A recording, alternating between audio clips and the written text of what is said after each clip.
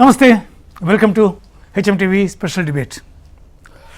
Bharatiya Janata party అవిచ్ఛిన్నంగా 12 సంవత్సరాలు ఇప్పుడు మోడీ గారు అధికారంలోకి వచ్చి చరిత్ర కూడా సృష్టించారు. ఆయన నడుపుతున్నటువంటి ఈ పరిస్థితుల్లో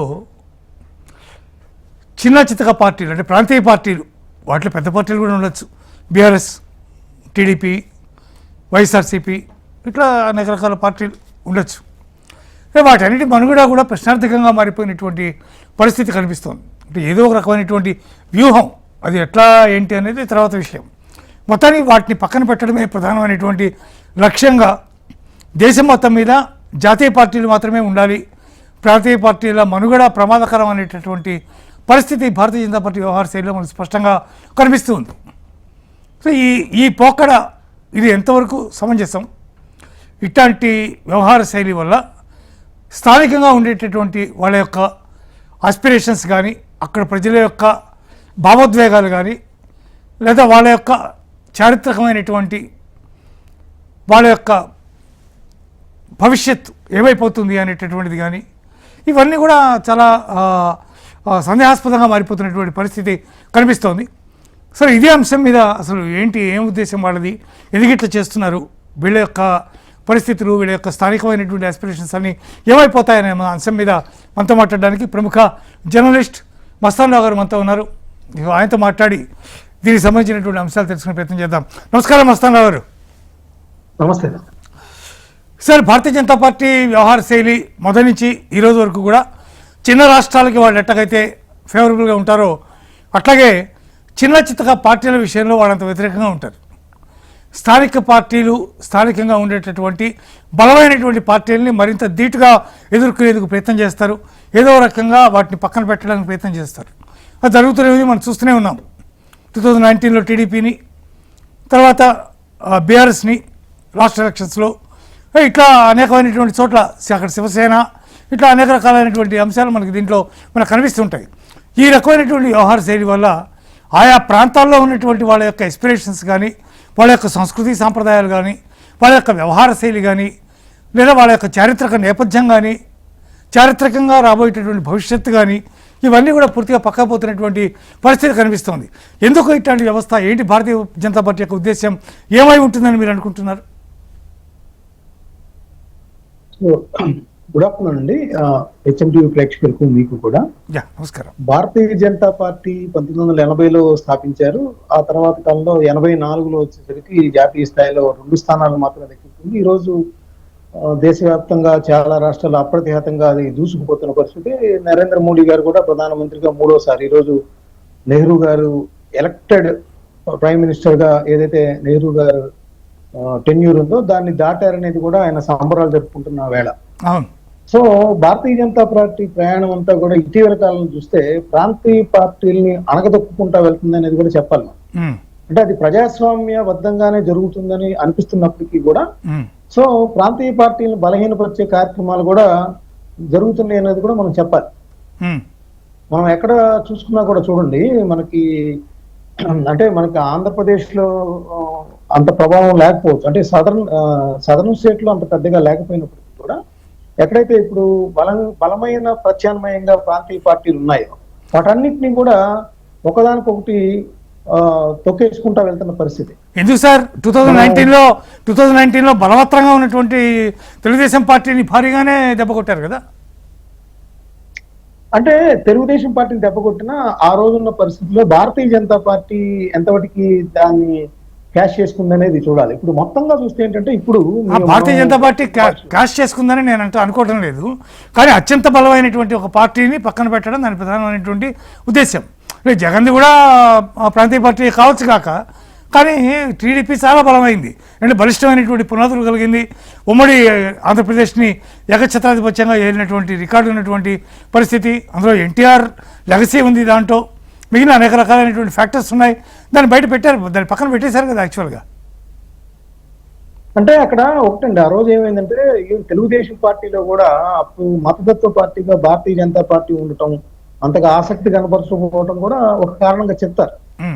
అంటే మనం చూస్తే ఏంటంటే మనకి ఇప్పుడు లేటెస్ట్ గా చూస్తే ఇప్పుడు టిఎంసి చూడండి, తమిళ మానిల కాంగ్రెస్, సారీ తృణమూల్ కాంగ్రెస్, తమిళ కాంగ్రెస్ అంటే యాక్చువల్ గా తమిళనాడులో కూడా ఒకటి స్థాపించారు ముప్పనారు. సో టిఎంసి పరిస్థితి చూడండి, అది కాంగ్రెస్ పార్టీలో నుంచి ఆమె 1998 లో బయటకు వచ్చి టిఎంసి పెట్టారు. అక్కడ సిపిఎం కి వ్యతిరేకంగా వాళ్ళ దౌర్జన్యాల అరాచకాల వ్యతిరేకంగా వచ్చారు.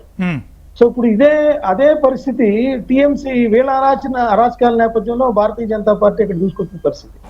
సో ఓకే, ఓడిపోతే ఓడిపోయింది, డెమోక్రటిక్ గా ఓడిపోయింది. ఇప్పుడు ఆ పార్టీని నామరూపాలు లేకుండా చేస్తుంది బీజేపీ వెనకాల ఉంది అనేది కూడా మనం చెప్పాల్సి వస్తుంది. వాళ్ళు ఇప్పుడు రితప్రత బెనర్జీ కానీ లేకపోతే కౌల్ కానీ వీళ్ళందరూ లోక్సభలో చీల్చిన పరిస్థితి, రాజ్యసభలో ఒక్కొక్కరు రాజీనామా చేస్తున్న పరిస్థితి అంతా చూస్తే దాని బ్యాక్గ్రౌండ్ లో భారతీయ జనతా పార్టీ ఉంది. ఇక్కడ మీకు తమిళనాడులో ఇండి కూటమిలో ఏదైతే కీలక పాత్ర వహిస్తున్న డిఎంకేని దెబ్బ కొడతానికి అటు ఎవరైతే టీవీకే గెలిచే పరిస్థితి కూడా చేశారు అక్కడ 3 దశాబ్దాలుగా. అంటే మనకి యాక్చువల్ గా ప్రాంతీయ పార్టీల ఎరా ప్రారంభమైంది ఎప్పుడంటే మనకి ఇక్కడ చెప్పాలంటే తమిళనాడులోనే. అది దానికి ఆరిజిన్ తమిళనాడులోనే. ఎందుకంటే ఫస్ట్ ద్రవిడ కజగం అని చెప్పేసి మొట్టమొదటిగా ప్రాంతీయ భావనలతో, అంటే ద్రవిడ నాడు అనే ప్రాంతీయ భావనతో ఏర్పడింది. ఆ తర్వాత 1949 లో అది డిఎంకేగా మారింది. డిఎంకే తర్వాత డిఎంకే నుంచి మళ్ళీ 1972లో అన్నా డిఎంకే కూడా చీలిపోయి వేరే పార్టీగా ఉన్న పరిస్థితి. సో ప్రాంతీయ పార్టీలకి ఇక్కడే అంకురార్పణ చెప్పింది కూడా మనం చెప్పాలి. ఆ తర్వాత చూస్తే వరుసగా మనం చాలా రాష్ట్రాలు చెప్పుకోవాలి. ఇప్పుడు మీరు అన్నట్టు 1982లో తెలుగుదేశం పార్టీ వచ్చిన తర్వాత రామారావు గారిని మార్చుకునే, నాయకత్వాన్ని మార్చుకునే క్రమంలో వాళ్ళు తర్వాత ఎన్టీఆర్ తెలుగుదేశం వచ్చింది, అన్నా తెలుగుదేశం వచ్చింది. సో మొత్తానికి తెలుగుదేశం పార్టీ మాత్రమే నిలబడింది. అసలు తెలుగుదేశం ఏదైతే ఉందో సైకిల్ గుర్తు అది మాత్రం నిలబడింది. అదేవిధంగా పంజాబ్ లో చూస్తే శిరోమణి అకాలీదళ్ ఉన్న పరిస్థితి. మహారాష్ట్రలో 1966లో శివసేనని స్థాపించారు బాల్ ఠాక్రే. సో అక్కడ పరిస్థితి. అదేవిధంగా అస్సాం గణ పరిషత్, అస్సాంలో చూస్తే అది 1980s లో అస్సాంలో పెద్ద మూవ్మెంట్ వచ్చింది అక్కడ తీవ్రవాదానికి వ్యతిరేకంగా, కానీ అక్కడ అస్సాంలో ఉన్నది. సో అలాగే విధంగా వైఎస్ఆర్సిపి 2011లో ఇక్కడ కాంగ్రెస్ పార్టీలో నుంచి విడివడి పెట్టిన పరిస్థితి. సో ఇది కాకుండా ఇంకోటి కూడా చూడాలి శివప్రసాద్ గారు, ఇక్కడ 1989 నుంచి కాంగ్రెస్ పార్టీ దిగజారుడు అంటే పడిపోవడం ప్రారంభించింది. అదే సమయంలో జనతాదళ్ అనేది ఒకటి ఆవిర్భవించిన పరిస్థితి. మళ్ళీ అది రాష్ట్రాల్లో విడిగా చూస్తే బీహార్లో ఒక జనతాదళగా, అదేవిధంగా ఒరిస్సాలో ఇంకో జనతాదళ్, కర్ణాటకలో ఈ విధంగా మళ్ళీ విడిపోయిన పరిస్థితి, ప్రాంతీయంగా అక్కడ నిలదొక్కున్న పరిస్థితి. సో అదేవిధంగా గోవాలో చూసినా కూడా మహారాష్ట్ర గవర్నమెంట్ పార్టీ కూడా అక్కడ ఉంది. సో ఇలా ప్రాంతీయ పార్టీ అన్ని కూడా వాళ్ళ ప్రాంతీయ భావనలు ప్రజలతో ఏదైతే ఉన్నాయో ఆ ప్రాంతీయ భావనలు భాషా ప్రయుక్తంగా అట్లాగా వచ్చిన పరిస్థితి. ఇవన్నిట్లో కూడా చూస్తే మనకి మధ్యప్రదేశ్ కానీ, అదేవిధంగా గుజరాత్ కానీ, రాజస్థాన్ లో కానీ జాతీయ పార్టీల హవా ఇంకా కంటిన్యూ అవుతుంది. వేరే ఇప్పుడు మనం అనుకున్న కేరళలో కూడా ఒక రకంగా జాతీయ పార్టీలు ఉంటాయి, ఎందుకంటే కమ్యూనిస్ట్ పార్టీలు మొన్నదాకా అక్కడ రాజ్యం వేలే కాబట్టి. సో ఇప్పుడు కాంగ్రెస్ పార్టీ వచ్చింది, అది కూడా జాతీయ పార్టీగా ఉంది. కర్ణాటకలో కూడా జాతీయ పార్టీ, మధ్యలో అక్కడ జనతా పార్టీ కూడా ఆవిష్కృతమైంది మనకి. రామకృష్ణ హెగ్డే వీళ్ళందరూ కూడా ఉన్నారు. సో నేననేది ఏంటంటే ఇప్పుడు ఉన్న పరిస్థితుల్లో భారతీయ జనతా పార్టీ అయితే ప్రాంతీయ పార్టీలను, ముఖ్యంగా ఇప్పుడు ఎక్కడైతే ప్రాంతీయ పార్టీలు ఉన్నాయో వాటన్నిటిని కూడా బలహీనపరుస్తూ వెళ్తా ఉంది. మహారాష్ట్ర తీసుకోండి, అక్కడ నేషనలిస్ట్ కాంగ్రెస్ పార్టీ, అంటే నేషనల్ కాంగ్రెస్ పార్టీ నుంచి శరద్ పవార్ గారు విడిపోయి నేషనలిస్ట్ ఎన్సీపీని పెట్టారు. ఆ ఎన్సీపీలో కూడా చీలికి తెచ్చిన పరిస్థితి. అదేవిధంగా శివసేనలో కూడా చీలికి తెచ్చిన పరిస్థితి. దీని వెనకాల భారతీయ జనతా పార్టీ ఉందనేది కూడా మనందరికీ తెలుసు. వీటన్నిటికీ అంటే ఈ చీలికలు ఏం జరిగిందో తెలుసు సార్. ఈ చీలికలు పేలికలు అన్నిటికీ ఆయా పార్టీలకు సంబంధించినటువంటి నేతలు కానీ, వాళ్ళలో ఉన్నటువంటి విభేదాలు కానీ, అధికార దాహం కానీ ఇవేవి కారణం కాదంటారా? అంటే అది సార్, ఇప్పుడు అధికార దాహమే దేనికైనా. ఇప్పుడు ముఖ్యమంత్రి పదవి అనేది ఇక్కడ ప్రాంతీయ పార్టీల్లో ఏది పరమావధిగా చూస్తారంటే ఆ పార్టీ అధికారంలోకి రావటమే. వచ్చి ఎవరైతే ఆ పార్టీని ఎస్టాబ్లిష్ చేశారో ఆ అధినేతగా ఉన్న వ్యక్తి ముఖ్యమంత్రి కావటమే. సో ముఖ్యమంత్రి పోస్ట్ ఒకటే ఉంటది రాష్ట్రానికి, కానీ దానిలో చాలా మంది కోరుకుంటా ఉంటారు.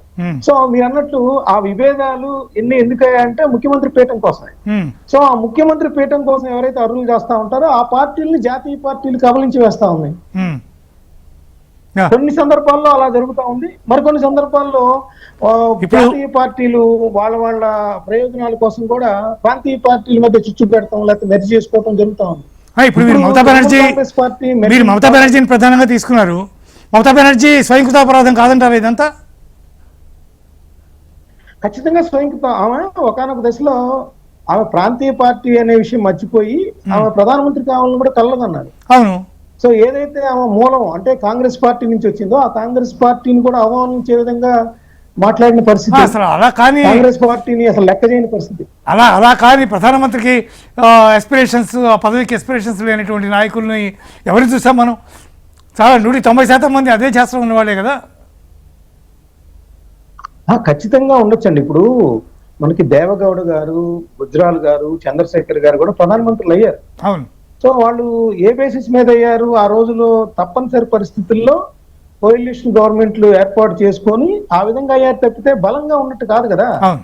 సో నువ్వు జాతీయ స్థాయిలో ప్రధానమంత్రి కావాలంటే దానికి కొన్ని మీరు కృషి చేయాల్సిన అవసరం ఉంటుంది, దానికి తగ్గ మీ క్యాండిడేచర్ ని బలపరచుకోవాల్సిన అవసరం ఉంటుంది, ఇవన్నీ ఉంటాయి. నేననేది ఏంటంటే ఇప్పుడు ఆమె బీజేపీ చేస్తున్న దీనికి భయపడిపోయి ఈ రోజు మనకేం వార్తలు వస్తున్నాయి? కాంగ్రెస్ పార్టీలో మెర్జి చేసే పరిస్థితి, అలా కాపాడుకుందామా అనే పరిస్థితి వస్తా ఉంది. అవునంటారు కదండి? ఖచ్చితంగా అదే జరుగుతుంది. ఇప్పుడు సోనియా గాంధీ గారిని ఆశ్రయించారనేది కదా వార్తలు సారాంశం. సో అక్కడ అసలు అది కూడా మిగిలిద్దా లేదా? అసలు పార్టీ మాది కాదంటున్నారు, ఏమది కాదంటున్నారు అక్కడ అందరూ కూడా. రిపబ్లిక్ నుంచి కానీ ఎవరైతే చీలిక వర్గాలు ఉన్నాయి అవన్నీ. అసలు కాంగ్రెస్ పార్టీ పరిస్థితి అదే ఇక్కడ ఇంకోటి కూడా చెప్పాలి సార్. కాంగ్రెస్ పార్టీ 1977 లో ప్రతిపక్షాలన్నీ ఏకమై ఒకే గుర్తు మీద పోటీ చేసే జాతీయ స్థాయిలో. ఈ రోజు కాంగ్రెస్ పార్టీ ఆ విధంగా నిర్దేశించగల స్థాయిలో లేదు. ప్రాంతీయ పార్టీల్ని వాళ్ళ దయాదాక్షణ్యం మీద కాంగ్రెస్ పార్టీ ఉంది, కానీ కాంగ్రెస్ పార్టీ ఏదో జాతీయ స్థాయిలో పెద్దన్న పాత్ర పోషించే పరిస్థితి కూడా కాంగ్రెస్ పార్టీకి లేదు. ఇది మీరు ఇందాక ఓపెనింగ్ రిమార్క్స్ లో చెప్పినట్టు మన డెమోక్రాటిక్ కంట్రీకి ఇది మంచిది కాదు.